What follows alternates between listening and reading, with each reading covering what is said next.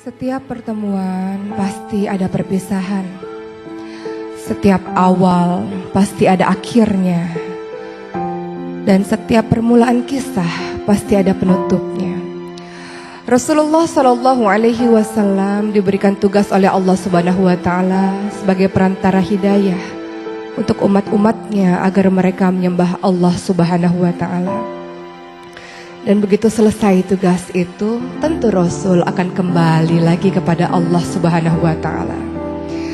Dalam sebuah haji wada yang diikuti oleh sekitar 100.000 bahkan lebih dari orang-orang muslim, Rasulullah SAW di tahun 10 Hijriah itu menyampaikan khutbah demi khutbahnya. Dan suatu ketika Rasul bertanya kepada sahabat-sahabatnya, "Kalau kalian kelak ditanya oleh Allah tentang aku, maka apa jawaban kalian?" Sahabat Nabi menjawab, "Wahai Rasul, engkau adalah orang yang telah memberikan risalah, amanah dan senantiasa menasihati kami." Maka Rasul katakan, "Wahai Allah, saksikan wahai Allah, saksikan wahai Allah, saksikan wahai Allah." Begitu kata Rasulullah SAW. Tahun terus berganti. Di tanggal atau di tahun 11 Hijriah, Rasulullah SAW menderita sakit panas. Sakit akibat diracuni oleh orang Yahudi, seorang wanita Yahudi di tahun 7 Hijriah pada saat perang Khaybar. Seorang wanita tersebut menaburkan racun di daging yang dimakan oleh Rasulullah. Dan dampak dari racun tersebut mulai terasa di tahun 11 Hijriah. Rasulullah SAW dalam keadaan sakit, kemudian pergi ke pemakaman Baqi dan mendoakan seluruh para syuhada yang berada di Baqi. Rasul katakan, sesungguhnya aku pun akan menyusul kalian. Pada saat itu Rasulullah SAW meminta izin kepada istri-istrinya untuk beristirahat di rumah Aisyah, istri yang sangat dicintai oleh Rasulullah SAW. Dalam keadaan sakit, suatu ketika Rasul dipapah oleh Fadl bin Abbas dan Ali bin Abi Thalib untuk datang ke masjid, untuk datang ke mimbar dan berkhutbah di depan seluruh sahabat-sahabatnya. Rasul katakan, "Tidak ada yang aku khawatirkan dengan kalian kecuali pada saat dunia ini dibentangkan oleh kalian dan kalian berlomba-lomba untuk mengejarnya, dan dunia itulah yang akan membinasakan kalian," kata Rasulullah. Rasul melanjutkan lagi, seorang hamba Allah diberi pilihan oleh Allah untuk berada terus di muka bumi ini atau kembali kepada Allah dan menatap wajah Allah, dan hamba tersebut memilih untuk kembali kepada Allah Subhanahu wa Ta'ala.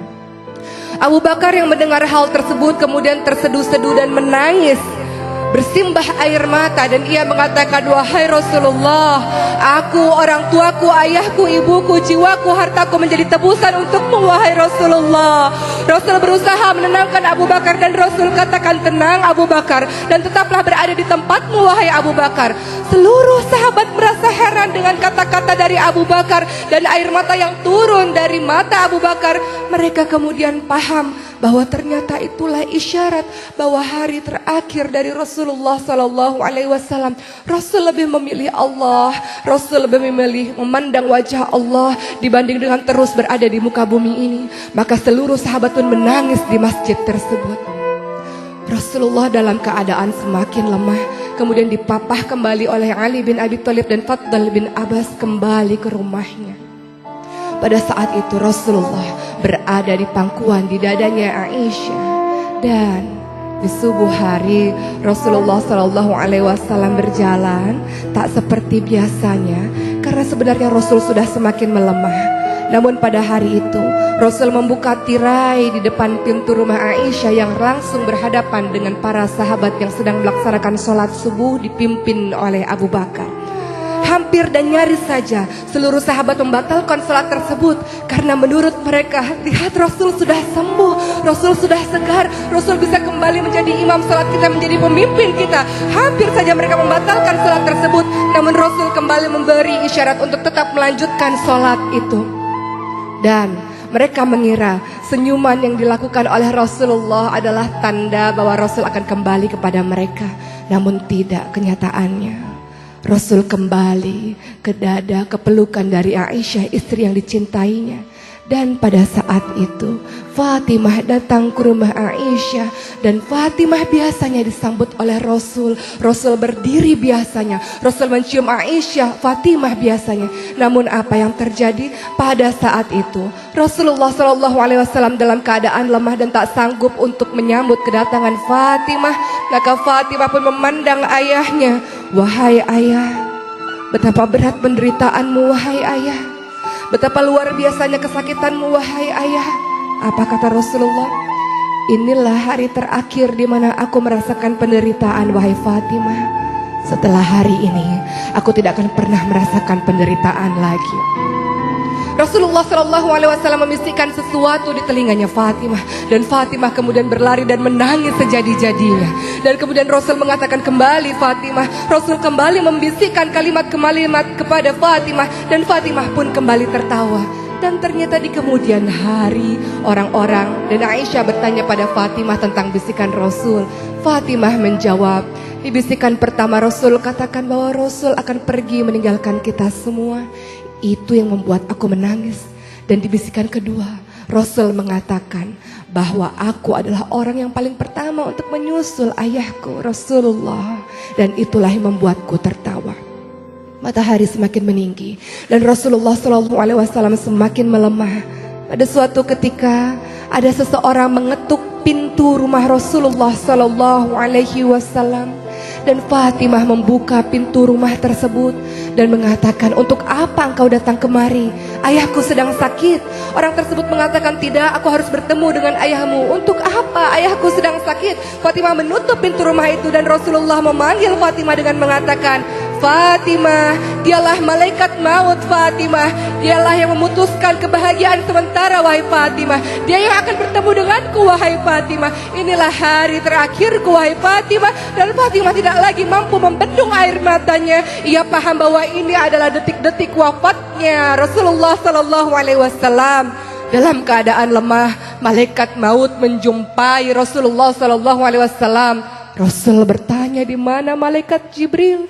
Dan malaikat Jibril pun datang menjumpai Rasulullah.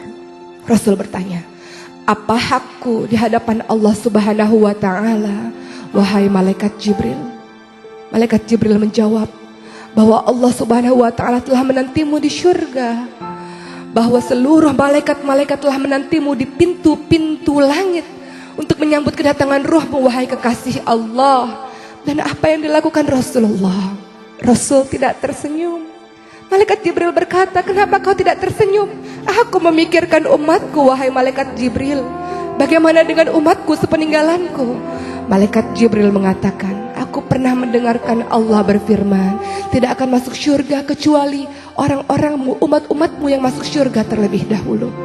Maka perlahan-lahan ditariklah ruh dari Rasulullah SAW, dan Rasul mengatakan, betapa dahsyat rasa sakit ini wahai malaikat, betapa dahsyat rasa sakaratul maut ini. Kalau engkau mau wahai Allah, timpakan rasa sakit seluruh umatku terhadapku wahai Allah. Rasulullah SAW memikirkan bagaimana rasa sakit sakaratul maut umatnya, dan kemudian Rasulullah SAW pun semakin menderita sakit yang sangat parah, seperti dicacah oleh pedang rasa sakratul maut tersebut. Dan apa yang dilakukan oleh Rasulullah? Rasul mengatakan ingin kembali kepada Allah. Tangannya kemudian ditunjukkan ke atas, la ilaha illallah, la ilaha illallah. Dan itulah akhir hidup dari Rasulullah SAW. Aisyah bingung, Aisyah merasa bersedih. Kemudian ia berlari di depan pintu rumahnya dan mengatakan, Rasulullah telah wafat. Rasulullah hari ini telah meninggalkan kita semua. Seluruh penduduk Madinah kemudian merasakan Madinah seolah-olah gelap. Dan mereka kemudian, di antara mereka ada yang pingsan, di antara mereka ada yang bersimbah air mata. Dan apa yang dikatakan oleh Umar bin Khattab, tidak, Rasulullah tidak meninggal, Rasulullah tidak wafat. Rasulullah hanya seperti Nabi Musa alaihissalam yang datang kepada Allah dan kemudian kembali terhadap kita. Rasul tidak meninggalkan kita, kata Umar bin Khattab. Umar bin Khattab mengambil pedangnya dan kemudian mengatakan, siapapun yang mengatakan Rasulullah wafat, siapapun yang mengatakan Rasulullah mati, maka akan aku penggal kepalanya. Begitu kata Umar. Abu Bakar menenangkan Umar dan mengatakan, Umar, duduklah. tenanglah Umar, tenanglah Umar. Namun Umar tidak mau mendengarkan kalimat dari Abu Bakar. Siapapun yang mengatakan Rasul wafat, aku penggal kepalanya, kata Umar. Umar tidak mampu menahan rasa kesedihan yang luar biasa. Umar, orang yang tegas ini, tidak mampu menahan air matanya. Kemudian Abu Bakar datang ke mimbar dan mengatakan, wahai manusia, ketika kalian menyembah Rasulullah, ketahuilah Rasulullah hanya manusia biasa yang mati. Tapi ketika kalian menyembah Allah, Allah hidup dan tidak pernah mati. Maka tertunduklah Umar, kemudian tersungkurlah Umar dengan bersimbah air mata. Ia mengatakan, wahai Rasulullah, wahai Rasulullah. Umar baru paham bahwa itulah matinya Rasulullah SAW. Seluruh orang yang ada di Madinah merasakan kedahsyatan, rasa sedih yang luar biasa. Dan ketika Rasulullah SAW dikuburkan, Fatimah mengatakan kepada Anas bin Malik, tega engkau wahai Anas bin Malik, engkau menguburkan Rasulullah, engkau menaburkan debu dan tanah di wajah suci Rasulullah. Tega engkau berlaku seperti itu wahai Anas, kata Fatimah. Apa kata Anas? Kami terpaksa melakukannya wahai Fatimah. Hari itu menjadi hari kesedihan yang luar biasa bagi seluruh penduduk Madinah. Hari itu menjadi hari yang luar biasa, kesedihan yang tak tiada terbendung. Semua orang menangis, pun Bilal bin Rabah yang tidak mampu untuk membendung air matanya ketika mengumandangkan azan. Wafatnya Rasulullah SAW meninggalkan kepedihan yang luar biasa di hati seluruh umat muslim, di hati seluruh orang-orang yang mencintainya. Bagaimanakah dengan kita? Rasul pernah berujar kepada seluruh sahabatnya, wahai sahabat-sahabatku, aku merindukan saudara-saudaraku.